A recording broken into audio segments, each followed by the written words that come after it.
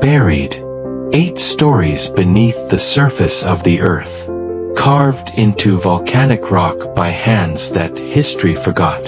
Hidden beneath an ordinary village in central Turkey, a city so vast, so complex, so deliberately concealed that when it was rediscovered in 1963, archaeologists could barely believe what they were looking at. Derinkuyu. The secret underground city that sheltered thousands of people from something so terrifying, they chose to live beneath the earth rather than face it above ground. But what were they hiding from? That question has haunted historians, archaeologists, and researchers for decades. Because the answer, when you look closely at the evidence, is far more disturbing than most people realize. Stay with us. Because what lies beneath Derinkuyu is not just an archaeological wonder.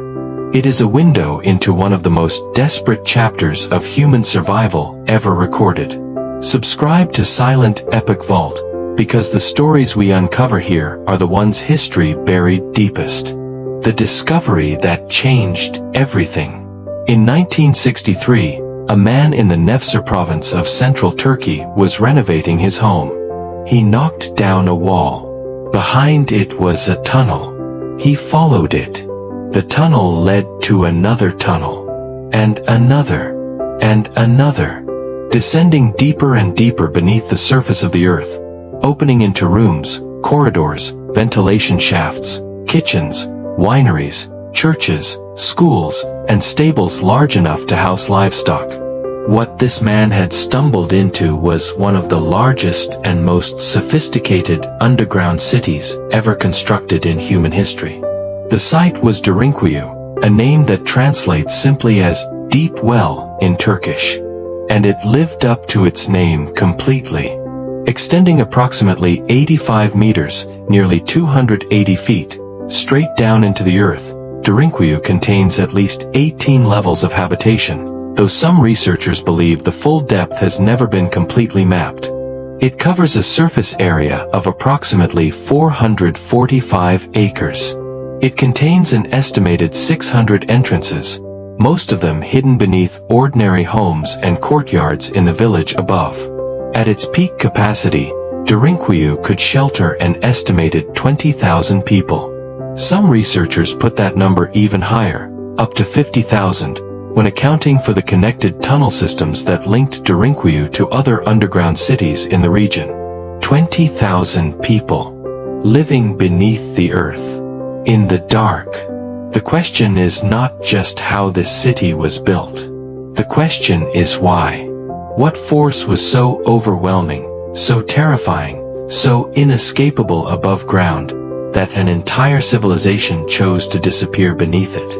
The architecture of survival. To understand Derinkuyu, you must first understand what it was designed to do. This was not a mine. It was not a storage facility.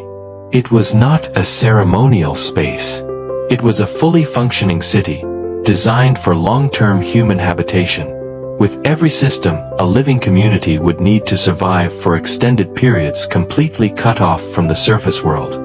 The ventilation system alone is a masterpiece of ancient engineering.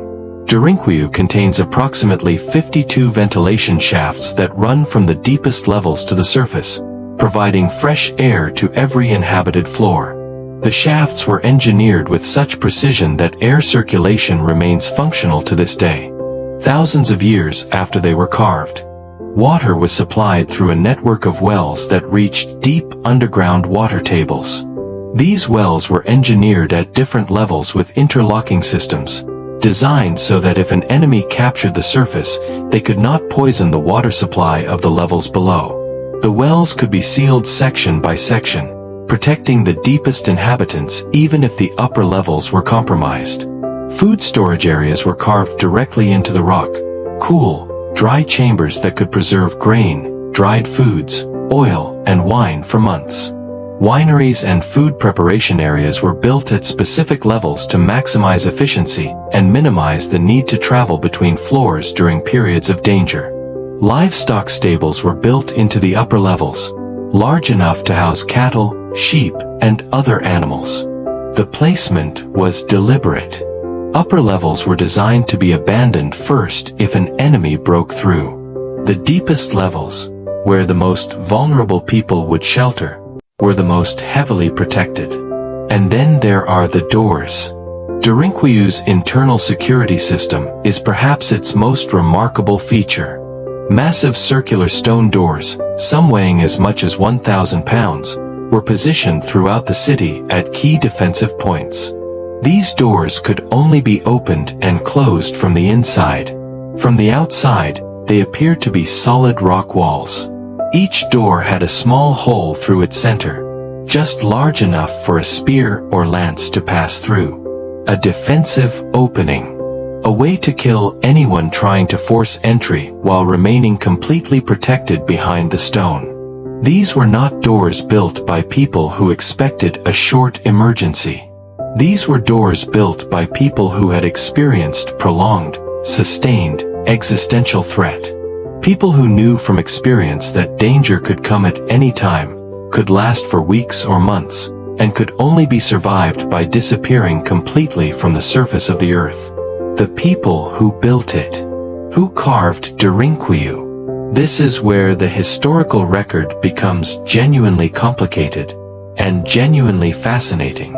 The most commonly cited builders in academic literature are the Phrygians, an ancient Anatolian civilization who inhabited central Turkey from approximately 1200 BCE onward. Archaeological evidence suggests significant construction activity at Derinkuyu during the Phrygian period, and the Phrygians are known to have been skilled stone carvers. But the Phrygians almost certainly did not build Derinkuyu from scratch. The volcanic rock of the Cappadocia region, a soft, workable stone called tuff, formed from compressed volcanic ash, had been carved and worked by human hands long before the Phrygians arrived. Some researchers believe the earliest tunnels and chambers at Derinkuyu may date back 3,000 to 5,000 years before the Phrygian period, potentially to the Bronze Age or even earlier. The Hittites, one of the great powers of the ancient Near East, who controlled central Anatolia from approximately 1600 to 1178 BCE, are also candidates for early construction. The Hittites were sophisticated builders and military engineers, and they faced devastating external threats during their final centuries that could easily have motivated the construction of underground refuges. What the evidence suggests most strongly is that Derinkuyu was not built by a single civilization at a single moment in time. It was built, expanded, deepened, and refined over centuries, possibly millennia, by successive populations who each added their own layers to a structure they inherited from those who came before. Each generation found the underground city and made it larger, made it deeper, made it more capable of sustaining more people for longer periods. Which raises the most unsettling question of all. Why did so many different civilizations, across so many centuries, keep returning to this place and making it bigger? What kept coming for them? If this story is pulling you in, hit that like button and subscribe to Silent Epoch Vault. Drop a comment below. The threats that drove them underground. To understand the purpose of Derinkuyu, you need to understand the geography and history of central Anatolia. The Cappadocia region sits at one of the great crossroads of human civilization. It lies between the Black Sea to the north, the Mediterranean to the south, Mesopotamia to the east, and Europe to the west. Every major military power in ancient history passed through or targeted this region at some point. The Assyrians, the Persians, Alexander the Great, the Romans, the Arab armies of the early Islamic conquests, the Mongols, the Seljuk Turks, the Ottoman Empire. Wave after wave of conquest, invasion, and occupation swept through central Anatolia across thousands of years of recorded history. For the populations living in the Cappadocia region, survival was not a philosophical concept. It was a daily calculation. And the calculation, apparently, kept coming up with the same answer: go underground. The historical record of Derinkuyu's use becomes clearest during the early Christian period, the 1st through 7th centuries CE. Early Christian communities in Cappadocia, fleeing Roman persecution and later Arab raids, used the underground cities extensively as places of refuge. Archaeological evidence from this period is abundant. Churches were carved into the rock at multiple levels of Derinkuyu, complete with altars, baptismal fonts, and religious inscriptions. Schools were built underground, rooms where religious education could continue even while the surface world burned above. The Byzantine historian Eusebius of Caesarea documented Christian communities in Cappadocia sheltering underground during periods of Roman persecution. Later Arab chronicles from the 7th and 8th centuries reference the frustrating inability of raiding forces to locate and destroy Christian communities that seemed to simply vanish when attacked. They were not vanishing. They were going underground. But the Christian period is only one chapter in Derinkuyu's long history of use. The design of the city, its water systems, its food storage, its ventilation engineering, suggests a level of long-term planning that predates Christianity by centuries or millennia. Someone, long before the Christians arrived, had already built a city capable of sustaining thousands of people underground for months at a time. And they had built it because they needed it. The tunnel network. One of the most extraordinary aspects of Derinkuyu that receives relatively little attention in popular accounts is its connection to a vast regional underground network. Derinkuyu does not stand alone. Archaeological surveys of the Cappadocia region have identified over 200 underground cities and settlements carved into the tough rock. Many of these are small, simple shelters or storage facilities with a few rooms. But dozens are substantial cities in their own right. Kaymakli, located approximately 9 kilometers north of Derinkuyu, is another massive underground city with at least 8 excavated levels. Like Derinkuyu, it was capable of housing thousands of people and contains all the infrastructure of a functioning community. And connecting Derinkuyu and Kaymakli, running approximately 9 kilometers through the volcanic rock, is a tunnel. A tunnel wide enough for 2 people to walk abreast. A tunnel with ventilation shafts and water access points along its length. A tunnel that, according to local tradition, was used as an escape route when one city was threatened, allowing its entire population to relocate underground to the other city without ever surfacing.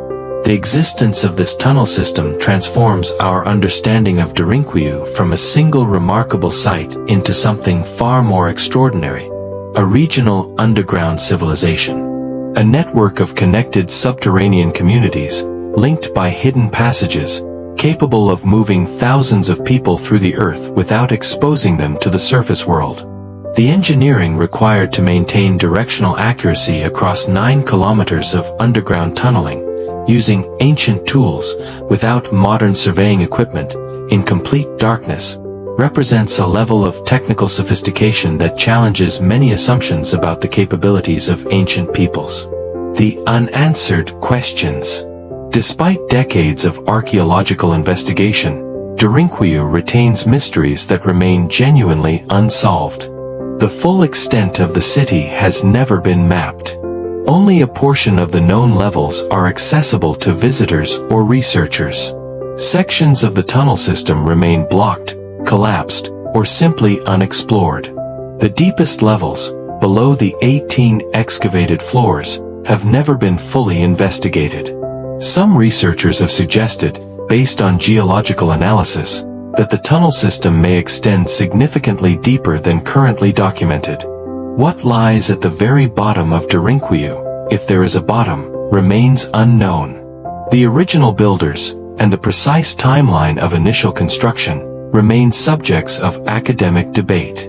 Without organic material from the earliest construction phases, precise carbon dating of the carved rock itself is impossible. The question of who first carved these tunnels, and when, may never be definitively answered. Perhaps most intriguingly, the city was designed with a specific exit strategy.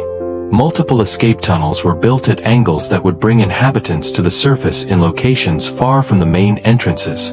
In open fields, in riverbeds, in locations that would allow a large group of people to emerge and scatter without being observed from the village above. Someone designed Derinkuyu not just as a hiding place, but as a place you could disappear from and reappear somewhere else entirely. That level of strategic thinking, that depth of planning for worst-case scenarios, tells us something profound about the people who built this place. They had faced catastrophe before. They knew it could come again, and they planned accordingly, with an ingenuity and a thoroughness that has lasted thousands of years. The legacy. Today, Derinkuyu is a UNESCO World Heritage Site. A portion of it, approximately the top 8 levels, is open to the public. Visitors descend into its cool, dark tunnels, marvel at its stone doors, peer into its ancient wells, and stand in rooms where thousands of frightened people once sheltered from a world that had become too dangerous to inhabit. But standing in those rooms, in that darkness, with those massive stone doors beside you, the weight of what this place represents settles over you like something physical. This was not built by engineers pursuing an interesting architectural challenge. This was built by human beings in genuine, sustained, existential terror. They carved 85 meters into the earth with primitive tools. They engineered ventilation systems, water supplies, food storage, and defensive mechanisms of extraordinary sophistication. They built schools and churches underground, because they understood that survival was not just physical, it was cultural. A people who lose their traditions and their knowledge do not survive, even if their bodies do. And they built it secretly, concealing the entrances, making it invisible from above, creating a world beneath the world that their enemies could not find. Whatever was coming for the people of Derinkuyu, the Assyrians, the Persians, the Romans, the Arab raiders, all of them and more across centuries of threat, they refused to be destroyed. They went underground instead. And in doing so, they left behind one of the most remarkable monuments to human resilience and ingenuity ever discovered. A monument that sits, even now, largely unexplored, in the volcanic rock beneath a quiet Turkish village, keeping its deepest secrets still. This has been Silent Epoch Vault, where the past speaks, and the truth refuses to stay buried. If this documentary moved you, like this video, subscribe to Silent Epoch Vault, and drop a comment. What do you think the people of Derinkuyu were most afraid of? Share this with someone who loves hidden history.